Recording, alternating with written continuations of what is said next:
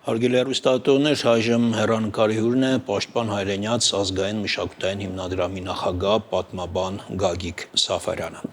Բարև ձեզ, պարոն Սաֆարյան, շնորհակալ ենք մեր հրավեր ընդունելու համար։ Ողջաբար ես։ Պարոն Սաֆարյան, ես կարծում եմ այս ցեղասպանության հսկայական թեմատիկայի մեջ ավելի շատ ընդունված է խոսել թվերի բուն իրադարձությունների նկարագրության, վիճակագրության, ես չգիտեմ, մասին ու ավելի քիչ բուն պատճառների։ Այսպեսի մի հատ ընդունված կարծիք կա, թե բավուր խոսքի նման դարձած, որ հայերին սպանում էին, կոտորում էին միայն նրա համար, որ նրանք հայր են, որ նրանց ազգանունը յանով է վերջանում։ Որոնք են ըստ ձեզ այս ողբերգության իրական պատճառները։ Նախքան հարցազրույցի բովանդակության անցնելը, ուզում եմ եւս մեկ անգամ ողջակոչենք հայոց ցեղասպանության եւ հայոց մեծ եղերնի զոհ գնացած ավելի քան 1.5 միլիոն նահատակներին եւ խնկարկենք նրանց հիշատակը։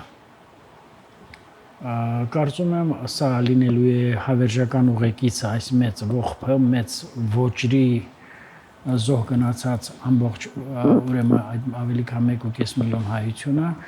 բայց ես ավելին պետք է ասեմ, որ ուրեմն չսահմանափակվենք միայն մեծ եղերնով, քանզի ապրիլի 24-ը դիտվում է որպես մեծ եղերնի եւ հայոց ցեղասպանության հիշատակի օր։ 1894-1923 թվականին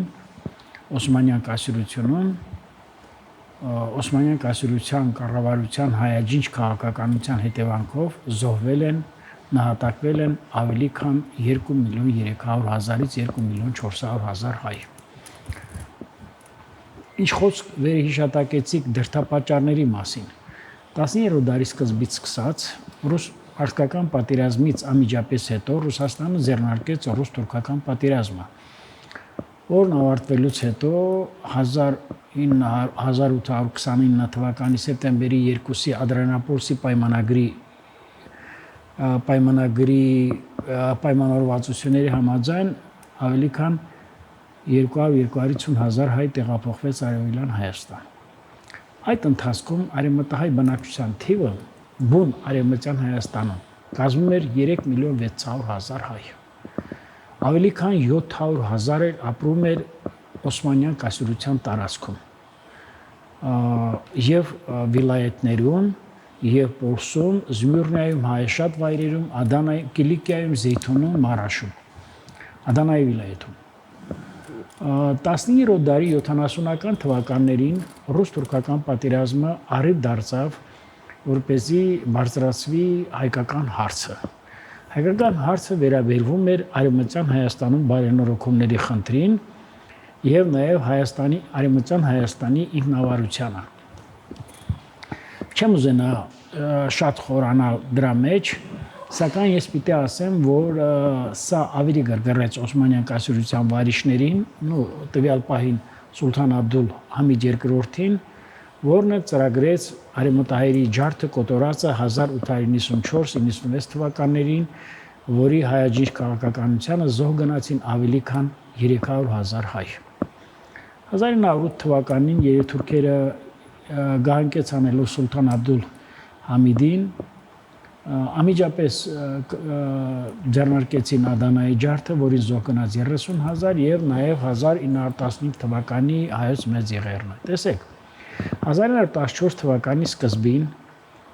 եվրոպական կոնցերտի երկրները ձեռնարկեցին ուրեմն այսպես կոչված մայիսյան բարենորոգումներ անվան տակ, որ պիտի Հայաստանը, Արևմտյան Հայաստանը ազատագրվի Օսմանյան կայսրությունից կամ պիտի անցկացվեն լուրջ բարենորոգումներ։ Եվ Արևմտյան Հայաստանը բաժանվեց 6 վիլայեթները, որտեղ ապրում էին հայերը հոծ զանգվածներով, շատ խիտ էին ապրում եւ նշանակվեցին եվրոպական կառավարիչներ Հոֆը եւ Վեստենեկը։ Մեկը Հոլանդիայի նախկին արտաքին գործոս նախարարն էր եւ նաեւ Հարավաֆրիկյան Հանրապետությունում կառավարիչ, մյուսը եվրոպական կորսերտում մեծ պաշտոն ունեցող նորվեգացի ուրեմն Վեստենեկը։ Սակայն առաջին աշխարհամարտը, առաջին աշխարհավեր պատերազմը պատճառ դարձավ, որ այդ ամենը իջիկ դարձան։ Եվ թուրքական իշխանությունը զավթած Օսմանյան կայսրության ղեկավարությունը զավթած երիտուրքերը ձեռնարկեցին ուրեմն հայոց մեծ եղերնի պլանային ուրեմն իրագործումը։ Այսինքն Թուրքիան սկսել էր վտանգներ տեսնել։ Այո, ասել որ ուրեմն Թուրքիան սկսել էր վտանգներ տեսնել առաջին հերթին սա Օսմանյան կայսրության կառավարության հայաջինչ քաղաքականությունն է։ Այստեղ ոչ մի ուրեմն այլ երկրորդ կարծիք լինել չի կարող։ Ուրեմն ասում են նաև որ ցեղասպանության մեջ մեծ դեր են կատարել չերքեզները, քրդերը եւ չեչենները։ Սա եւս ընդամենը մի այդ ամբողջ պատմության մի կտորն է։ Ասել որ ուրեմն ռուսական կողմնորոշումը դեր խաղաց որպեսզի ամբողջ արևմտյան Հայաստանը դատարկվի հայերից, այստեղ էլ ինչ խոսք կա ճշմարտության որոշակի հատիկ։ Բայց հիմնական դերը եղել է նա, որ որպես հլու հպատակ կամ ռայա, որպես հպատակներ հայ ժողովուրդը արևմտյան Հայաստանում դիտվել է որպես անհավատներ, որպես գավուրներ, որպես անհավատարին տար, որ նրանք չեն նպաստում Օսմանյան կայսրության ուրեմն կայացմանը կամ զարգացմանը եւ այլը։ Եվ պիտի ասեմ, որ առաջին աշխարհամարտի մեկնարկից անմիջապես հետո շուրջ 250-ից 300,000 հայ արևմտյան Հայաստանից զորակոչվեցին բանակ, որոնք կռվում էին ուրեմն անտանտի դեմ թուրքական բանակների կազմում։ Մյուս կողմից էլ Ռուսաստանը, ցարական կառավարությունը, Հանձինս Նիկոլայ II-ի նախ նա ժամանակ գտավ ժամանեց Թիֆլիս, հանդիպում ունեցավ օրվա կաթողիկոս Գևորգ 5-րդ Սուրենյանց Տեփխիսեցու հետ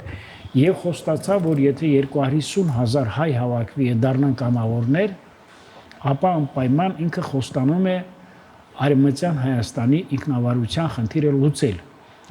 Սակայն Ռուսաստանը դիմեց երկդիմի ուրեմն դավադիր քաղաքականության ավելի քան 250,000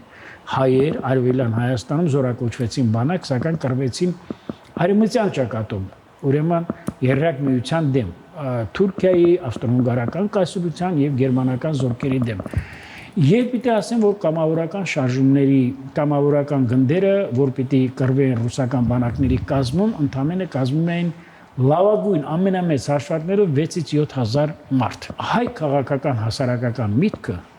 ավանդական հայ քաղաքական կուսակցությունները 19-րդ դարից սկսած մինչև մեծ եղերնի նախորյակը չկարողացան պատշաճ կերպով վերլուծել ամբողջ ռազմաքաղաքական իրավիճակը, հայ ժողովրդի նետված մարտահրավերները, ընդհակառակը մեր ազգագրական ֆիդայական շարժումների մեջ 19-րդ դարի վերջին եւ 20-րդ դարի սկզբին ընդգրկված էին ընդամենը 1500-ից 2000 հոգի։ Առաջին աշխարհամարտի ժամանակ կամավորական շարժումներին մաս են կազմել 6 կամավորական խմբեր, ջոկատներ, որոնց ընդհանուր թիվը 6-7,000-ից չի անցել։ Ճիշտ է, նրանք ռուսական բանակների կազմում ազդագրեցին Վանը, եւս մի շարք տարածքներ արևմտյան Հայաստանում, Մուշը եւ այլը, սակայն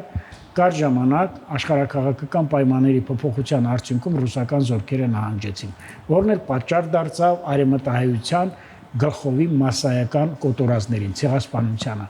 Եվ պիտի ես ասեմ, որ նաև հայ հեղափոխական դաշնակցությունը գործեց ժամանակի մեծագույն սխալը։ Երթուրքական հեղափոխությունից անմիջապես հետո, երբ արդարություն եւ միություն եւ առաջադիմությունը ԹՀՎ թերյակի կուսակցությունը անցավ, ուրեմն երկրի ղեկավարությունը ստանձնեց, դաշնակցությունը կոչ արեց արևմտահայ զանգվածներին զինաթափել։ Ասեց այլևս դրա կարիքը չկա, թուրքերը մեր եղբայրներն են, կա հավասարություն, կա արդարություն, ադալեթի քաղաքականությունը, որն էլ դարձավ մեր կործանման պատճառներից մեկը։ Ինչ խոսք կատարվել է դարի մեծագույն ոճրագործությունը։ Ինչ խոսք թուրքական կառավարության, Օսմանյան կայսրության հայաջինչ քաղաքականության, ուրեմն հետևանքով, որը մանրազնին նպատակա դրված էր, ծրագրավորված էր, պլանավորված էր, կատարվեց այդ։ Այլևս չեն խոսում կորուստների մասին, այլևս չեն խոսում հասցրած վնասների մասին, որտեղ դա համարվում է դարի մեծագույն կողոպուտը նաև։ Բայց ես պիտի ասեմ, որ ուրեմն մենք չկարողացանք դասեր քաղել։ Ես դա հենց ուզում ասել, պատմությունից կարող է անսպառ խոսել, կարելի է եւ չսպառել այդ թեման։ Հիմա ավելի շատ երևի թե պետք է դասերից խոսել կամ ցեղասպանության ճանաչման այդ պատմությունից, գործընթացից հիմա ինչ ուղղությամբ է այն զարգանում։ Հատկապես վերջին աշխարհակահաղական իրողությունների պայմաններում։ Ցեղասպանության եւ մեծ ոճերի ժամանակահատված չէ։ Դրան զուգահեռ կոտորածներին եւ ցեղասպանության զուգահեռ հայ ժողովուրդը մի շարք վայրերում դիմեց զենքի եւ փրկվեց Ուրֆայում, Վանում, Շապին Գարահայսարում, այլևս չեմ խոսում Մուսալերից եւ դրա ուրեմն տրամաբանական վախճանը եղավ 1918 թվականի մայիսյան մեր հերոսամարտերը, հատկապես Սարդարապատը, որը հայ ժողովրդի պատմության մեծագույն հաղթանակների զարդն էր։ Եվ ցավոք սրտի մենք դարձյալ չկարողացանք դասառնել։ Մենք նաև Արևմտյան Հայաստանում մի քանի գործիչներ, հատկապես Հրայր Դժոխքը կամ Արմենա Ղազարյանը, Նիկոլ Դումանը, երբ որ արդեն Մակեդոնիան եւ Սերբիան եւ Բալկանյան երկրները, Բուլղարիան ազդագրվեցին Օսմանյան կայսրությունից, ստեղծվեց բուլղարական էկզարխատը, մեր բազում քաղաքական գործիչներ առաջ քաշեցին համաժողովրդական ապստամբության գաղափարը, որ առաջ դրան մի քանի հազար հոգով հնարավոր չի։ Ցավոք սրտի հայ քաղաքական միտքը շատ կարճատես դուրս եկավ։ Իհարկե, ես չեմ կարող այս մեղքը բարթել հայ հասարակական քաղաքական կուսակցությունների վրա, դա իմ կողմից կլինի հանցագործություն եւ պատմության խեղաթյուրում։ Այսօրվա օրերից խոսել, մենք մինչեւ հիմա շարունակում ենք դասեր չքաղել։ Այո, մենք մինչեւ այսօր շարունակում ենք դասեր չքաղել։ Նախ ես ասեմ, հայ ցեղասպանության ճանաչման խնդիրը Հայաստանի Հանրապետության կառավարության օրակարգում երբեք չի եղել։ Սկսած 1990 թվականից առ այսօր։ Հայոց ցեղասպանության ճանաչման ամբողջ կառուցվածքը դրան նախորդած սովետական տարիների այդ ժամանակաշրջանում ընդհանրապես խնդիրը կարծես չի եղել։ Ես պիտի ասեմ, նախ 1995 թվականին Գիտությունների ազգային ակադեմիայում Հայաստանի տեղի ունեցած հայոց ցեղասպանության մեծ եղերնի 80-ամյա տարելիցին նվիրված հանդիսավոր ժողովում առաջին նախագահ Լևոն Տեր-Պետրոսյանը հայտարարեց, որ դա տեղի ունեցել դաշնակցության մեղքով, մոռանալով Թուրք Օսմանյան կայսրության վարիչների հայաճիչ քաղաքականությունը։ Երկրորդ նախագահը ընդամենը զուտ քարոզչական տեսանկյունից ՄԱԿ-ի ամբիոնից հայտարարեց։ Երրորդ նախագահը ընդհակառակը սկսեց հայ-թուրքական արձանագրությունների սկսումը։ Հայոց ցեղասպանության ճանաչման ամբողջ գործընթացը ուրեմն ձեռք է բերվել միայն արտերկրի մեր կազմակերպությունների շնորհիվ։ Ընդཐུպ նույնիսկ ասեմ հետևյալը, նույն Նիկոլ Փաշինյանի կառավարության տարիներին է, որ Միացյալ Նահանգների վարչակարգը, Բայդենի վարչակարգը ճանաչեց Օսմանյան կայսրությունում տեղի ունեցած հայոց ցեղասպանությունը։ Այնպես որ ոչ ոք թող մեծ չխոսան նախորդ ղեկավարներից, թող չհոջոջեն։ Հիմա կարծես ներկայիս ղեկավարությանն են ավելի շատ համեղադրում ուրացման։ Հիմա ես ասեմ հետևյալը, նախ Հայաստանի Հանրապետության նախորդ բոլոր նախագահներն հայոց ցեղասպանության դրդապատճառների, բովանդակության վերաբերյալ բացարձակապես ոչ մի պատկերացում չունեն։ Ես դա ասում եմ որպես մասնագետ։ Սկսած Լևոն Տեր-Պետրոսյանի շրջապատում մարդիկ ովքեր այդ պատկերացումը ունեն։ Ընդհակառակը նրանք շատ դեպքերով արգելակել են այդ գործընթացին։ Ասել են, որ պետք է ստեղծվի պատմաբանների հանձնաժողով, կարծեք թե Թուրքիայի կողմից է այս հրավերը նետվել, սա եւս սուտ է, սա եւս գեղձիկ է, որովհետեւ ինչ է նշանակում կայացված իրողությունը կրկին անգամ հանձնել մասնագետների դատին։ Այսպիսի բան լինել չի կարող։ Տեսեք, շուտով ես հրատարակելու եմ ցեղասպանության տարիներին Պոլսո հայոց պատրիարք, մեծագույն հոգևորական ազնվագույն գործիչ Զավեն Սրբազան Տեր Եղայանի հուշերը, պատրիարքական հուշերս, որտեղ մանրակրկիտ նկարագրում է մեծ պետությունների քաղաքականությունը, ամբողջ արևմտահայության վիճակը եւ դրա հետևանքով վրա հասած մեր մեծ ողբերգությունը։ Հայոց ցեղասպանության միջազգային ճանաչումը երբեք չի կարող կանգ առնել։ Անկախ նրանից Հայաստանի Հանրապետության կառավարությունը ներկա պայմաններում ռազմավարական տեսանկյունից իր օրակարգում չի կարող մտցնել հայոց ցեղասպանություն ճանաչումը եւ դա համարել արտաքին քաղաքականության գերխնդիր կամ առաջնահերթություններից մեկը, որտեղ այսօր աշխարհաքաղաքական իրավիճակի եւ նոր համակարգերի փոփոխությունը այնպիսի արագ է զարգանում,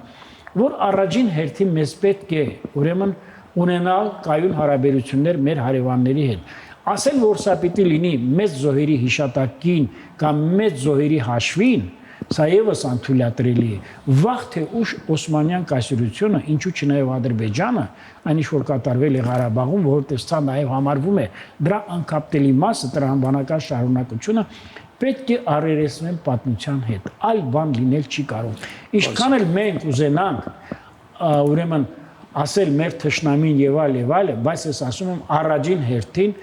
այդ իրագործած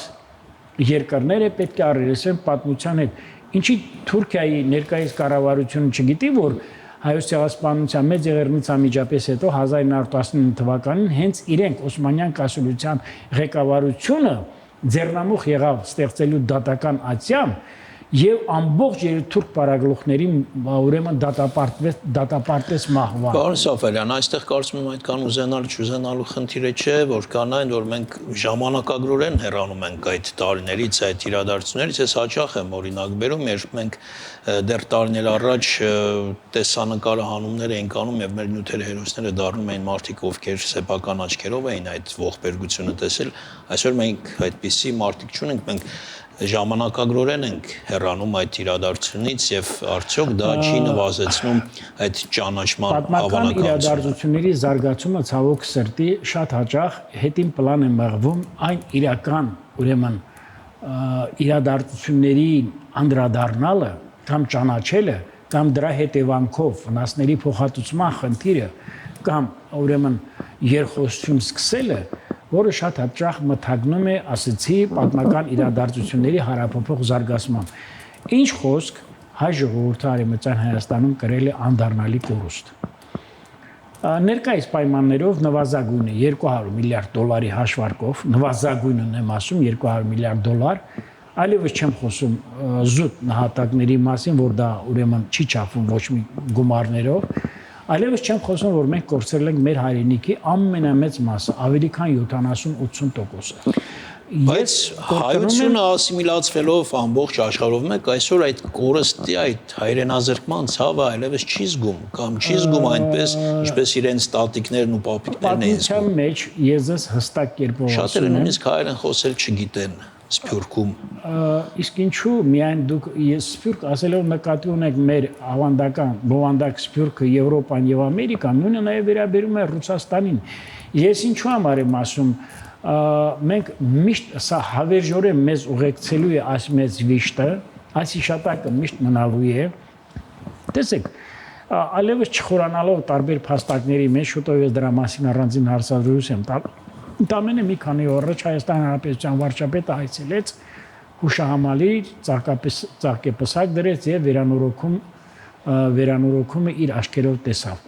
Մի աշխատանք, որը չի արվել վերջին 60 տարվա մեջ։ Երկու օր առաջ ես փողոցում հանդիպում եմ ուրեմն ցեղասպանության զորի հուշարձանի ճարտարապետներից, հեղինակներից մեկին, իմ կողմից շատ հարգված Սաշուր Քալաշյանին, ասում են, ոմանք բարձրաձայնում են, ասում են, այս քարերը երանգները փոխվել է, բան ասում է, դե 60 տարի անցել է, քարերը պիտի ուրիշ երանգ ունենան, հիմա նոր քարերի մեղադրենք, որ այդ 60 տարի հնություն չունեն եւ այդ երանգը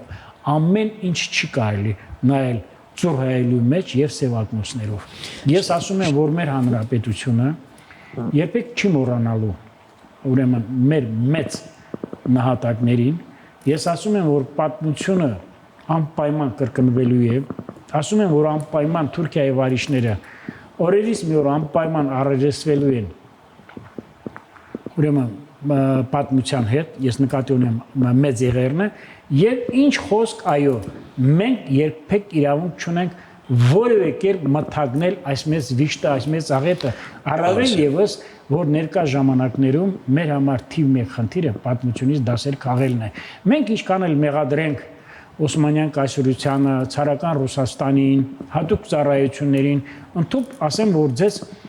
1915 թվականը ի կատարը ածվել նաև այնպիսի մի թուրքական կազմակերպության կողմից ավազակախմբերի,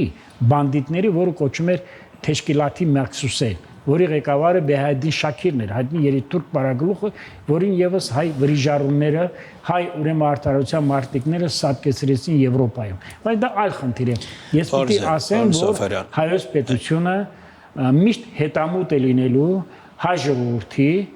ուրեմն բոլոր զոհերի հիշատակը հարգելու քաղաքականությանը, հայոց պետությունը միշտ հետամուտ է լինելու հայկական պետականության ամրապնդման եւ հզորացման մեծ վեհ գաղափարին։ Մենք եթե ուզում ենք հարգենք հայոց ցեղասպանության հիշատակը, մենք ասում եմ, ունենք ընդամենը մեկ գործ՝ միշտ հետամուտ լինել, որպեսզի հզորանա հայոց պետականությունը, որովհետև սա է մեր ամենամեծ ձեռքբերումը եւ ամենակարևորը ուրեմն ընդամենը հոխորտալ քաղաքական հռետորաբանության տեսանկյունից հայոց ցեղասպանության ճանաչումը ներկա օրակարգ սարքել կամ ասենք ռազմավարական առումով կամ դարձնել արտաքին քաղաքականության առաջնահերթություններից մեկը կամ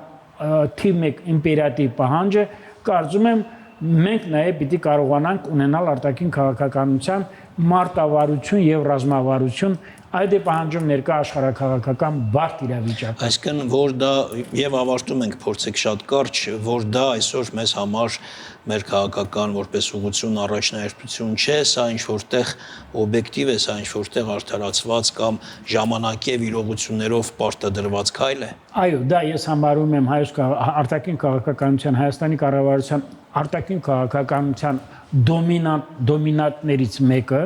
անպայման դոմինանտ եմ համարում, դոմինանտ թեզ եմ համարում, բայց ես ասեմ, որ նախորդ 25-27 տարիների ընթացքում Հայաստանի Հանրապետության գերատեսչությունները, արտաքին գործոց նախարարությունը, ու առհասարակ Հայաստանի կառավարությունը հայոց ցեղասպանության ճանաչման ուղղությամբ, որ ամբողջ աշխարհը այսօր այլ աչքերով է դա դիտում, իր օգտակար գործողության գործակիցը շատ ցածր է, 0-ից ցածր է, ավելին Հայաստանի Հանրապետության նախորդ բոլոր վարիչներն էլ հայոց ցեղասպանության մասին ոչ մասնագիտական առումով, ոչ բուն էության եւ պատճառների հետ կապված բացարձակապես ոչ մի պատկերացում չունեն։ Նույնիսկ դրանից չեն քաղել հետևություններ եւ անհրաժեշտ դասեր։ Ներկա պայմաններում ես կարծում եմ, որ մենք ունենք առաջնահերթություններ, այդ առաջնահերթությունները իրագործելու պարագայում հստակ կարող եմ ասել, որ մենք երբեք չենք մոռանալու մեր մեծ նահատակների հիշատակը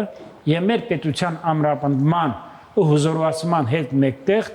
ինչու՞ չի նաեւ պատմության ընթացքում դարձյալ առաջ է գալու եւ փոխհատուցելու եւ նաեւ ուրեմն ճիշտ գնահատելու, ինչու՞ չի նաեւ զուտ ուրեմն արդյունքներից օգտվելու ժամանակահատվածը եւ ուրեմն պատեհ ժամանակը։ Շնորհակալ եմ հետաքրքիր զրույցի համար։ Ես եմ շնորհակալ։ Հարգելի հեռուստատողներ, մեր հյուրն էր Պաշտպան Հայրենյաց ազգային մշակութային հիմնադրամի նախագահ պատմաբան Գագիկ Սաֆարյանը։